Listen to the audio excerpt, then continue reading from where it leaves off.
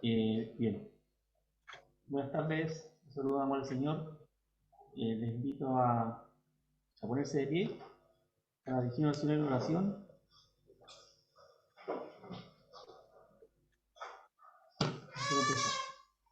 Bien, oramos. Bendito Dios y Padre Celestial, le damos gracias, Señor, por que usted nos da este día para poder venir a reunirnos, Señor, para alabarle, Señor, para leer su palabra, Señor, y meditar en ella. Le pido que sea perdonando cada uno de nuestros pecados, que sea obrando a través del Espíritu Santo en cada uno de nosotros para que podamos así crecer espiritualmente, edificarnos a través de su palabra y, y honrar su santo nombre, Señor. Le pido que usted sea con el mensaje de hoy, que usted sea poniendo las palabras en mi boca y que sea usted entregando el mensaje a través de su siervo. Te pido, Señor, que sea con cada uno de nosotros, Señor, y los que están en otros lugares igualmente, sea usted bendiciéndole, Señor, y también le damos gracias porque usted pone los medios para poder hacerlo. Todo se lo pido en el nombre de Jesús, nuestro Señor y Salvador. Amén. Amén. Les voy a pedir que, si de pie, busquen en su Biblia, en Gálatas, capítulo 2. Gálatas, capítulo 2.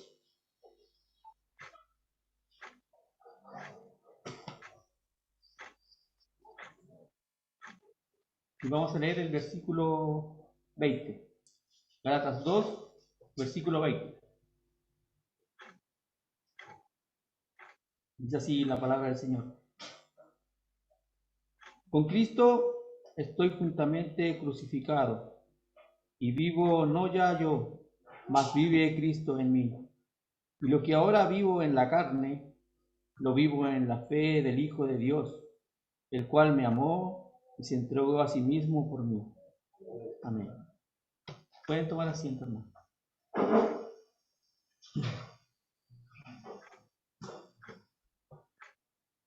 Bien, en su carta a los Gálatas, el apóstol Pablo escribió que había sido crucificado con Cristo y que como resultado Pablo ya no vivía. ¿Significa esto que Pablo colgó junto a Jesús en la cruz? Obviamente no.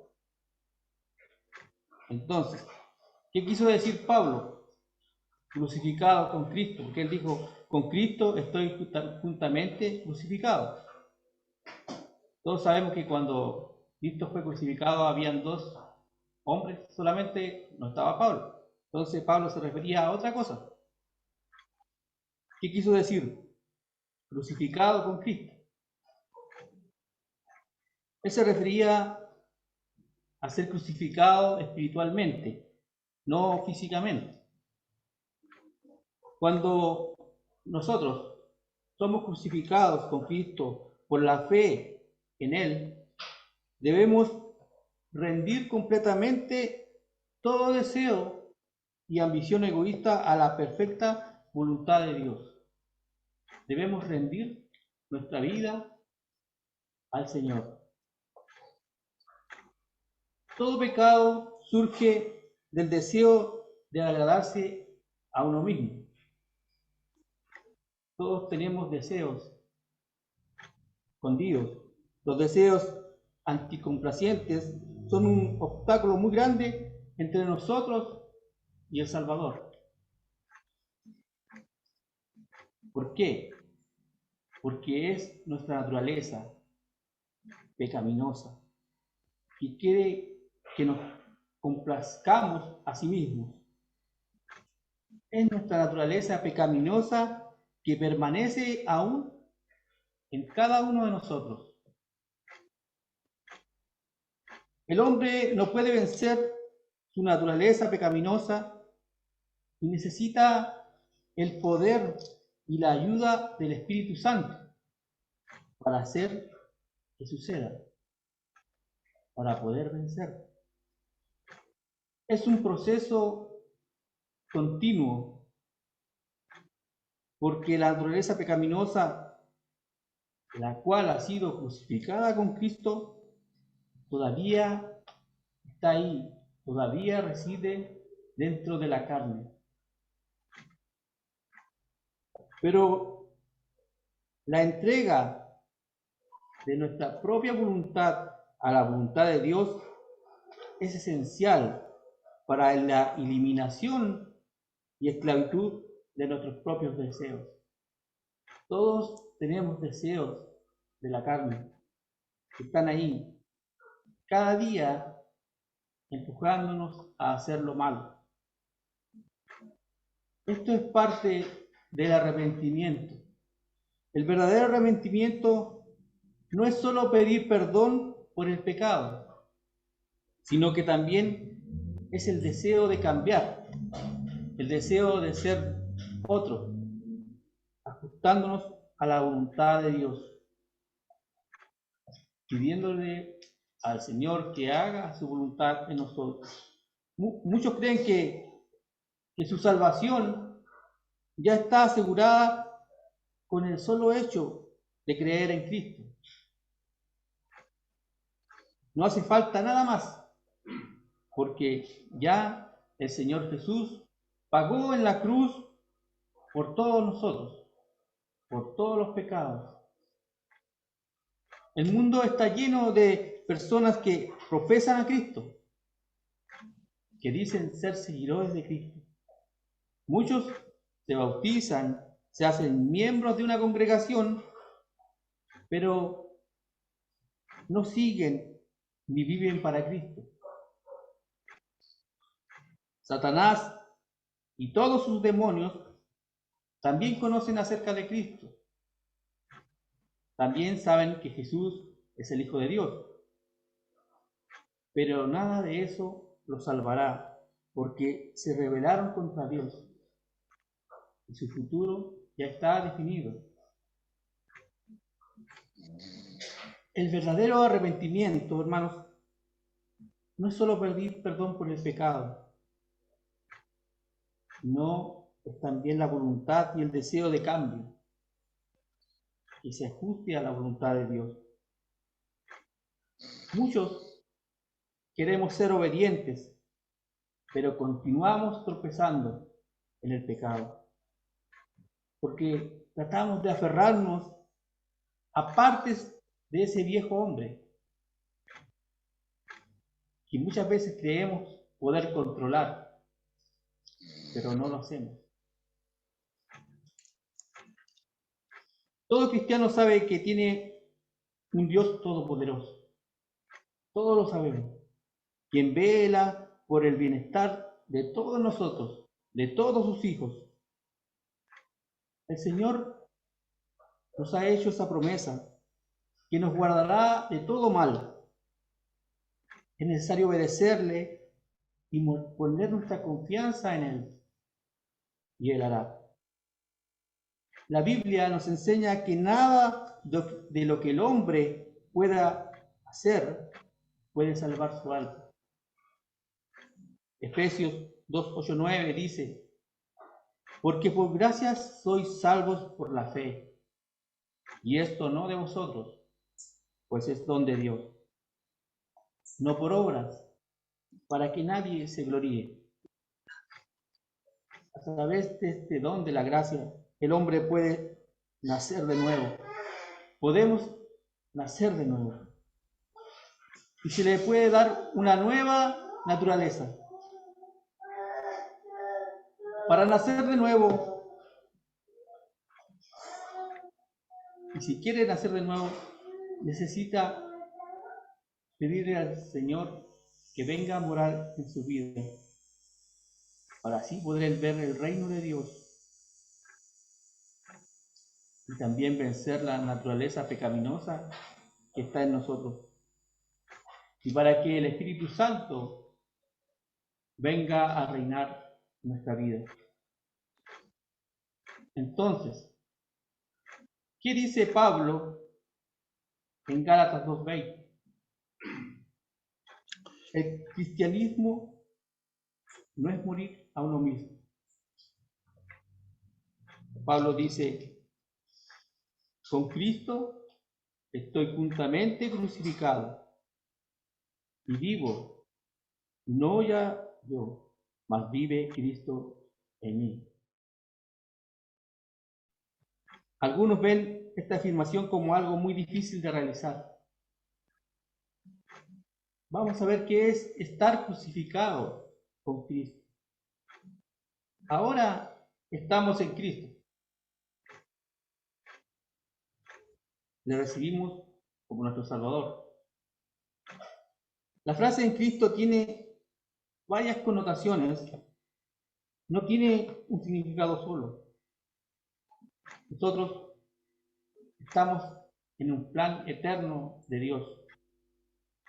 Efesios 1:4 nos dice así, según nos escogió en Él antes de la fundación del mundo, para que fuésemos santos y sin mancha delante de Él en amor.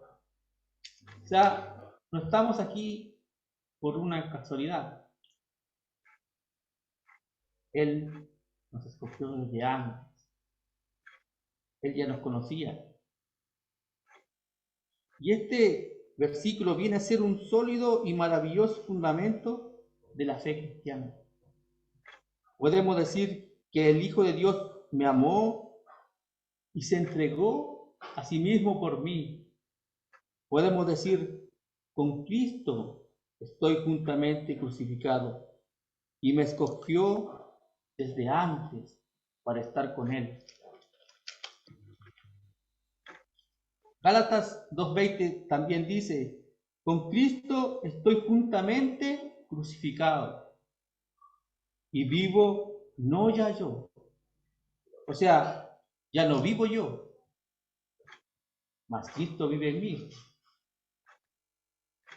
No el mismo yo de antes, sino otro hombre, otra persona, una nueva criatura.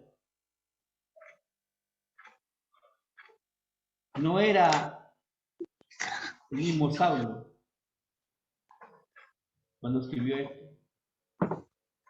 No era ahora Saulo el blasfemo, el perseguidor. Su vida ya no le pertenecía, sino le pertenecía a Cristo. Lo mismo nosotros. Ya no podemos ser los mismos de antes. Usted y yo, al igual que Pablo, debemos ser otros. Como decía recién el himno, los demás deben ver a Cristo en mí. Y luego dice, mas vive Cristo en mí. Pablo dice que no solo fue el autor y mantenedor de su vida espiritual. Pablo dice, la vida misma se formó en mi alma. Cristo habitó en su corazón, se unió a él, fue uno con él, de donde surgieron todas las acciones. Y luego hubo comunión y Pablo tuvo todas las comodidades espirituales. Ya no era el mismo Saulo. Hermanos, Cristo está en nosotros. Jesús habla de una segunda relación cuando dijo en Juan 15:5, yo soy la vid, vosotros los pámpanos. El que está en mí y yo en él, este lleva mucho fruto. Porque sin mí nada podéis hacer. No solamente es verdad que estamos en Cristo, sino que Él está en nosotros para darnos poder, para vivir la vida cristiana como debe vivirse. Con Cristo estoy juntamente crucificado y vivo, no ya yo, mas vive Cristo en mí. La pregunta que podemos hacernos hoy, cada uno de nosotros. ¿Cristo vive en mí? El factor que determina si Cristo vive en mí es algo que debemos asegurar. Debe existir una certeza en el corazón de que Cristo está aquí. Debemos aceptar a Dios como nuestro único Salvador. Debe existir un estar real y personal de Cristo en nosotros, de Cristo viviendo en mí. No respetar esta verdad sería descuidar la gran fuente de fuerza espiritual que vive en nosotros, el Espíritu Santo.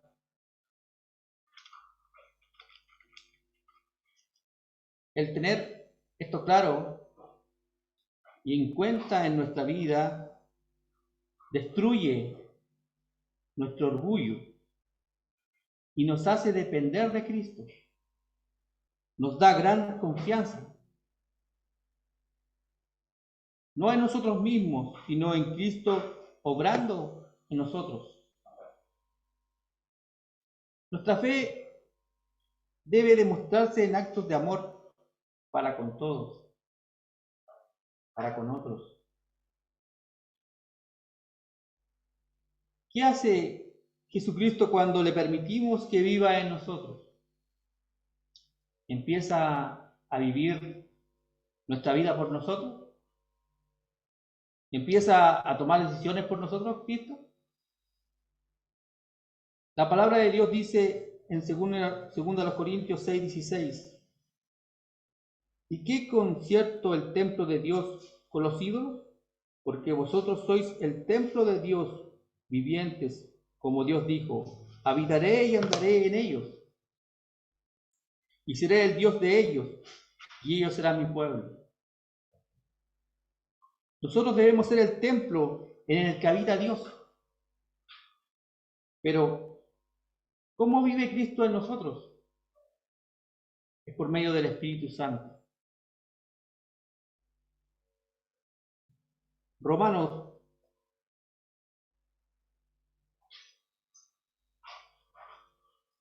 capítulo 8, del 9 al 11 dice: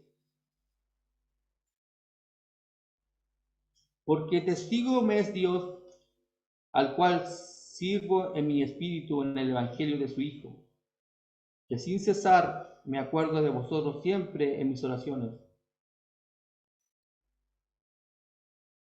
rogando si al fin algún tiempo haya de tener, por la voluntad de Dios, próspero viaje para ir a vosotros, porque os deseo ver, para repartir con vosotros algún don espiritual, para confirmaros.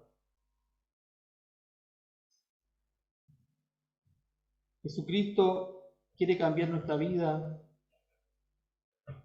Jesucristo estará en nosotros solo en la misma medida que busquemos hacer de nuestra forma de vida la misma forma de vida de Cristo.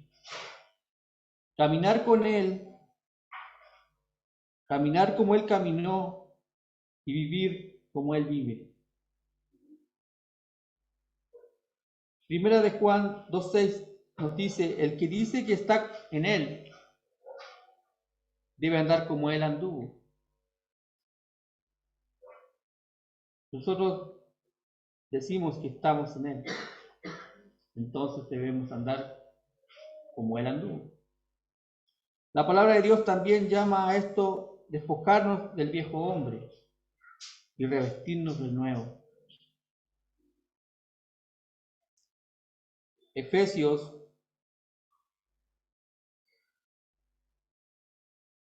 capítulo 4, 22 al 24, dice así: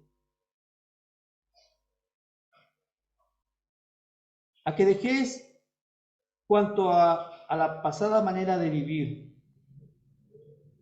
el viejo hombre que está viciado conforme a los deseos de error, y a renovarnos en el espíritu de vuestra mente.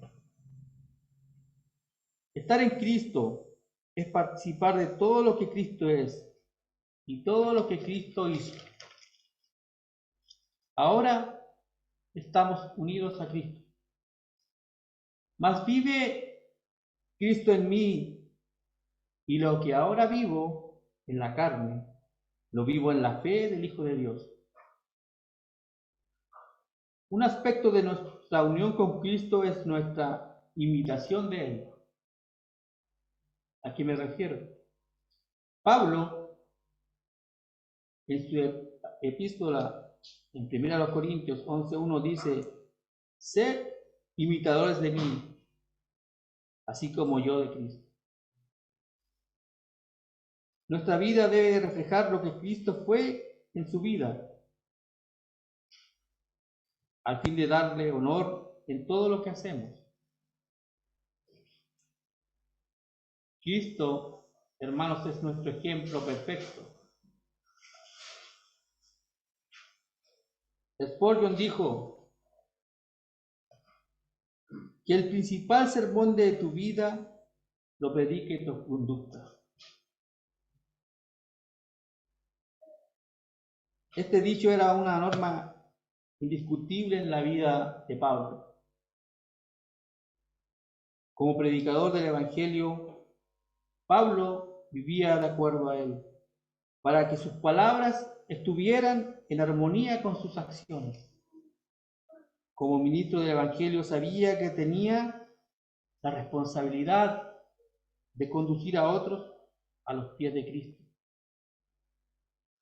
Y sus acciones podían ser un puente o tropiezo para ese fin. Hermanos, como cristianos somos responsables de tener un buen testimonio que aliente a otros a seguir a Dios. La invitación a lo que Pablo nos conduce es a cómo él imita a Cristo, pues en eso está basada toda enseñanza cristiana. Y todo es únicamente posible por la acción del Espíritu Santo en nuestra vida. Hermanos, nuestro crecimiento y madurez espiritual no es instantánea ni automática. Es algo que nos va a tomar toda la vida. Es un desarrollo gradual y progresivo que llevará el resto de nuestra vida, hasta que un día Jesús vuelva por nosotros. Cuando al fin podamos ver a Jesús. Esto es nuestro privilegio maravilloso, nuestro destino final. Ahora bien, las Escrituras nos enseñan que sea en tiempos de paz o tribulación, hemos de ser como Jesús en toda nuestra manera de vivir. Hay escasa diferencia si decimos que estamos con Cristo o que Cristo está en nosotros, porque ambas frases representan la misma verdad. Cristo prometió, en Mateo 18:20 dice: porque donde están 2 o 3 congregados en mi nombre, allí estoy en medio de ellos. Mateo 28:20, enseñándoles que guarden todas las cosas que os he mandado. Y he aquí, yo estoy con vosotros todos los días hasta el fin del mundo. Amén. Hermanos, como conclusión puedo decirles que el morir con Cristo implica también el vivir juntamente con Él cada día. Porque el apóstol Pablo dice: con Cristo estoy juntamente crucificado, y vivo no ya yo, mas vive Cristo en mí. Deseo que Dios nos siga utilizando aquí en su obra, que sigamos firmes y adelante cada uno de nosotros este camino que hemos decidido seguir. vamos a tener luchas, tendremos diferencias, tentaciones en nuestra vida, pero debemos saber vencerlas. En otras palabras, estamos muertos a nuestros deseos. Hemos recibido poder para hacer esto al tomar esta posición de fe. Hemos decidido seguir a Cristo. Muertos con Cristo, crucificados con Cristo. Si Pablo pudo creer que fue crucificado con Cristo, debe ser posible para nosotros también. Entonces, ¿por qué vivir sin victoria? Llorar y quejarse de la continua derrota suena tan humilde, pero su raíz y solo el pecado y la infidelidad. Santiago 3, y ya para terminar, Santiago capítulo 3, dice así del 10 al 12.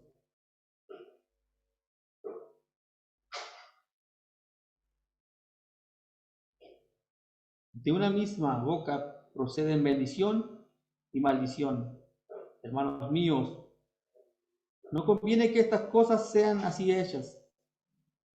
¿Es alguna fuente, una misma abertura, agua dulce y amarga? Hermanos míos, ¿puede la higuera producir aceitunas o la vid higos? Así ninguna fuente puede hacer agua salada y dulce. Busquemos a Cristo, hermanos, tenemos su cruz. Tomémosla, llevémosla. Lucas capítulo 9.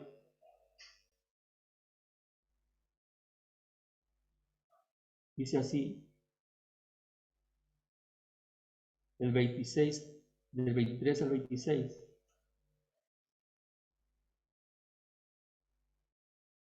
Y decía a todos, si alguno quiere venir en pos de mí, niéguese a sí mismo y tome su cruz cada día y sígame. Porque cualquiera que quisiere salvar su vida, la perderá. Y cualquiera que perdiere su vida por causa de mí, éste la salvará. Porque, ¿qué aprovecha el hombre si granjeare todo el mundo y si pierde él a sí mismo y corra peligro de sí? Porque el que se avergonzare de mí y de mis palabras, de este tal el Hijo del Hombre se avergonzará cuando viniere en su gloria, y del Padre y de los santos ángeles. Hermanos, que Dios les bendiga.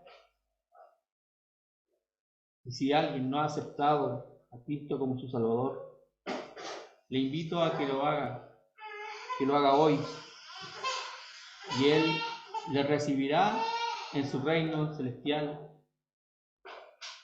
un día. El Señor les bendiga a todos.